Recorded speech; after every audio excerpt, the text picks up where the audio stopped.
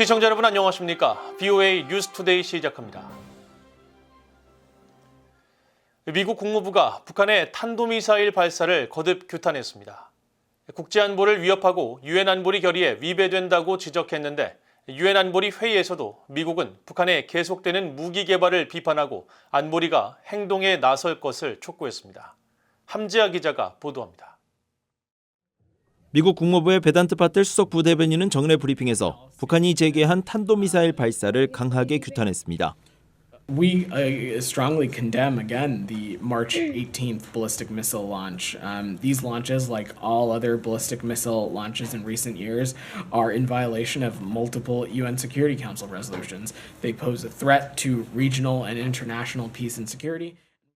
파텔 수석 부대변인은 이어 우리는 북한과의 관여와 침략 억제, 북한의 유엔 안보리 결의 위반에 대한 국제적 대응 조율에 관한 최상의 방안을 놓고 한국, 일본 그리고 다른 동맹 파트너와 계속해서 긴밀히 협의한다고 설명했습니다. 앞서 한국합동참모본부는 북한이 한반도 시각 18일 평양 일대에서 동해상으로 탄도미사일 여러 발을 발사했다고 밝혔습니다. 북한의 미사일 도발은 지난달 14일 신형 지대함 순항미사일 발사 이후 약 33일 만이며 탄도미사일을 기준으로는 지난 1월 14일에 이어 올해 두 번째이자 약 두 달 만입니다. 핵 군축과 비확산 문제를 다루는 유엔 안보리 회의에서도 미국은 북한의 계속되는 무기 개발을 비판했습니다. 그러면서 안보리의 모든 회원국들이 안보리 산하 대북제재위원회 전문가 패널을 지지할 것을 촉구하면서 안보리 회원국들이 북한 문제 해결을 위한 행동에 동참할 것을 독려했습니다. That brings me to the DPRK, which continues its unlawful development of weapons of mass destruction and ballistic missiles in violation of multiple Security Council resolutions. Just this weekend, you've heard, in fact, we saw multiple DPRK ballistic missile launches testing delivery systems for nuclear weapons. 유엔 안보리 3월 순회 의장국인 일본도 북한의 탄도미사일 발사는 용납할 수 없는 일이라며 비판했습니다. Such activities by North Korea threaten the peace and stability of the region and international community. It is totally unacceptable. Moreover, there is a possibility of further provocations, including a nuclear test. In this context, the role of the 1718 Committee and its panel of experts is critically important. 한국은 한반도의 긴장을 고조시키는 북한의 핵과 미사일 개발을 지적하면서 유엔 안보리 차원의 대응을 촉구했습니다. The Security Council should lead by example. This council is entrusted with the primary responsibility for the maintenance of international peace and security. And if we are able to act on behalf of all member states to carry out our duties, there should be no place for inaction or self-contradictory measures. 안보리 상임이사국인 영국과 프랑스도 이날 회의에서 북한의 비핵화를 촉구하고 러시아와의 군사협력 문제를 우려한다고 지적했습니다. 반면 중국과 러시아는 북한을 비호하면서 미국의 정책을 비판했습니다. 회의에 참석한 중국 대표는 한반도와 이란 등 비확산 분쟁지대 문제는 복잡한 역사적 배경을 갖고 있다면서 모든 당사자는 대화와 균형 잡힌 해결책을 통해 서로의 정당한 안보 우려를 해결하기 위한 정치적 외교적 노력을 고수해야 하고 미국은 핵무기 사용 위협과 제재 및 압박 사용을 포기해야 한다며 기존 주장을 반복했습니다. 러시아 대표도 미국의 한반도 확장 억제 공약을 언급하면서 미국이 영내 핵 비확산 체제를 훼손하고 있으며 핵무기 없는 세상 건설이라는 목표는 현재 시점에서 상당히 거리가 있으며 지금 단계에서는 핵무기를 보유하는 것이 전략적 균형을 유지하는 중요한 요소라고 주장했습니다. BOA 뉴스 함지아입니다. 안토니오 구테르스 유엔 사무총장은 북한이 한 달여 만에 탄도미사일 발사를 재개한 데 대해 긴장 완화와 관련 안보리 결의의 완전한 이행, 대화에 도움이 되는 환경 조성 등을 일관되게 촉구한다는 입장을 밝혔습니다. 파르한 하크 유엔 사무총장 부대변인은 18일 정례 브리핑에서 북한의 탄도미사일 발사 재개와 관련한 질문에 한반도의 검증 가능한 비핵화 달성을 확실히 해야 한다면서 이 같은 구테르스 사무총장의 입장을 밝혔습니다. 유럽연합 EU는 이날 BOA의 관련 논평 요청에 북한은 불안정을 야기하는 행동을 중단하고 미국과 한국이 표명한 대화에 건설적으로 호응할 것을 촉구했습니다. 프랑스 외교부는 이날 성명을 내고 북한의 18일 탄도미사일 발사는 안보리 결의에 대한 또 다른 위반이라며 가장 강력한 용어로 규탄한다고 밝혔고, 타이완 외교부도 VOA에 영내 평화와 안정을 훼손하는 북한의 행태를 강력하게 규탄한다면서 타이완은 북한의 여러 도발적 행태에 대해 계속 주의를 기울일 것이라고 강조했습니다. 미국 국무부의 정박 대북 고위 관리는 최근 한반도 전쟁 발발 가능성과 관련해 전쟁을 일으키는 것은 김정은의 이익에 부합하지 않는다면서 우리가 전쟁의 벼랑 끝에 있다고 생각하지 않고 있고 가까운 시일 내에 공격이 있을 것이라는 징후나 증거는 보이지 않는다고 말했습니다. 정박 대북 고위 관리는 18일 전략국제문제연구소 CSIS의 한반도 관련 팟캐스트에 출연해 빅터차 CSIS 한국 석좌와 가진 대담에서 미국 대선을 앞둔 올해 김정은 북한 국무위원장이 할아버지 김일성처럼 전쟁을 일으킬 수 있다는 보도와 관련해 실제로 전쟁이 일어날 것으로 예상하느냐는 질문에 우리가 전쟁의 벼랑 끝에 있다고 생각하지 않고 있고 가까운 시일 내에 공격이 있을 것이라는 징후나 증거는 보이지 않는다면서 이같이 말했습니다. 박 고위 관리는 또 최근 한반도 비핵화 과정에서 중간 조치를 고려할 수 있다는 미라레 후퍼 백악관 국가안보회의 아시아 오세아니아 담당 선임국장의 최근 발언의 진위가 무엇이냐는 질문에 우리가 이야기해왔던 것과 크게 다르지 않다면서 한반도의 완전한 비핵화라는 정책은 변하지 않았다고 강조했습니다. 다만 미국은 북한과의 대화를 원하며 오판이나 우발적 확전의 위험을 줄이기 위해 북한과 할 수 있는 많은 가치 있는 논의가 있다고 밝혔습니다. 유엔 인권이사회에서 북한의 인권 상황을 점검하는 상호 대화가 열렸습니다. 북한의 광범위한 인권 침해를 규명한 유엔 북한인권조사위원회 COI 보고서 발간 10주년을 맞았지만 상황이 개선되지 않은 데 대한 개탄의 목소리가 이어졌습니다. 이번 회의에서도 미국과 한국 등은 탈북민 강제 북송 문제를 제기했지만 중국은 관련된 문제 제기를 거부했습니다. 김영권 기자가 보도합니다.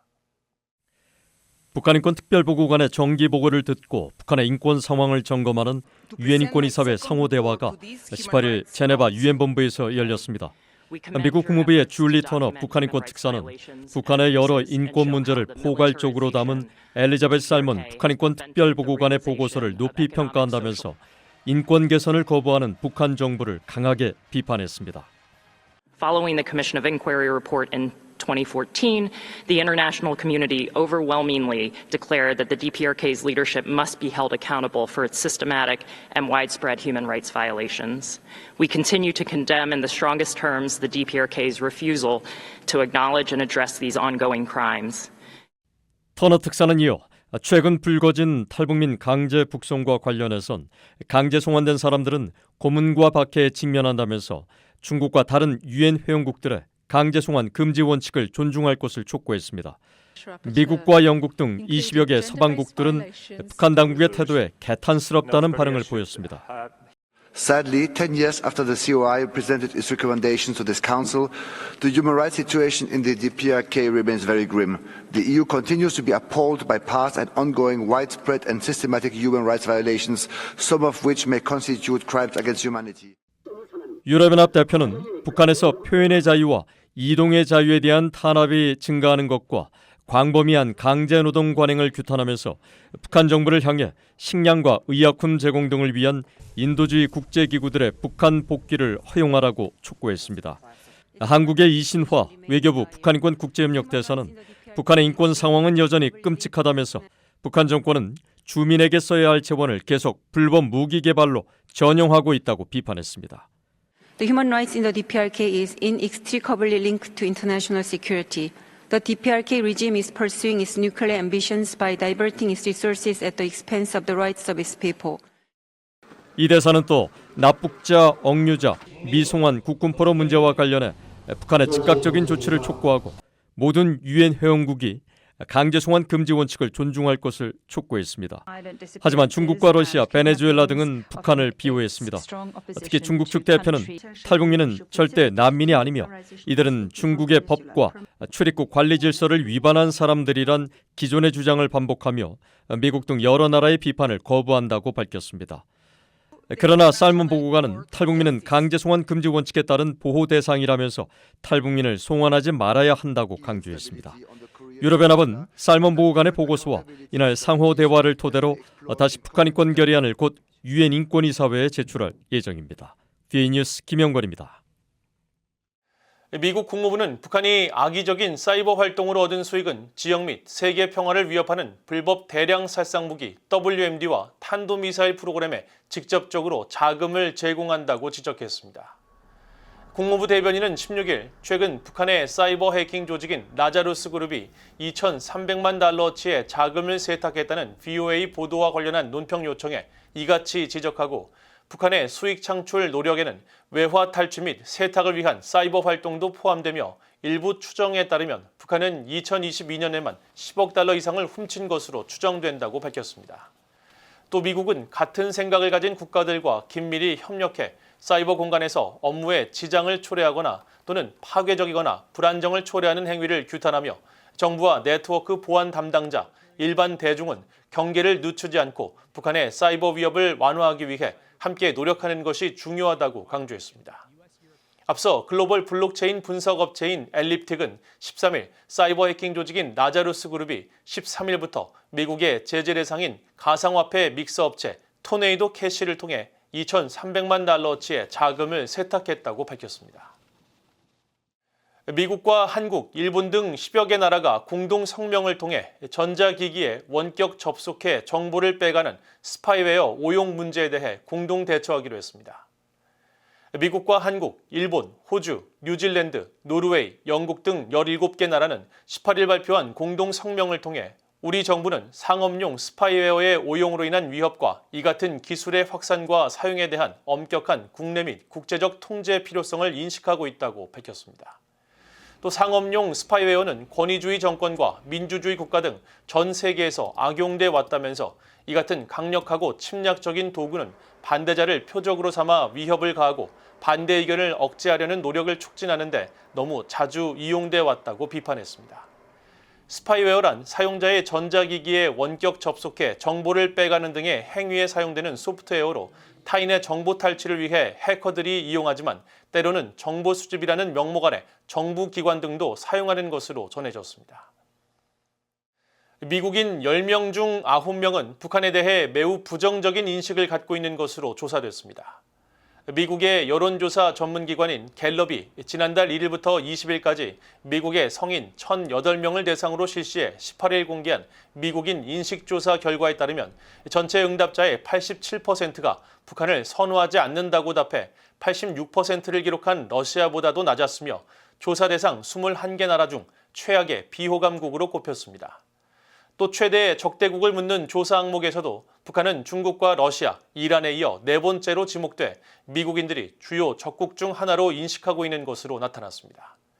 반면 가장 선호하는 국가 순위에서는 미국의 전통적 우방인 캐나다와 일본이 83%로 가장 높았고 영국과 독일, 프랑스, 타이완, 한국 순으로 호감도가 높은 것으로 조사됐습니다.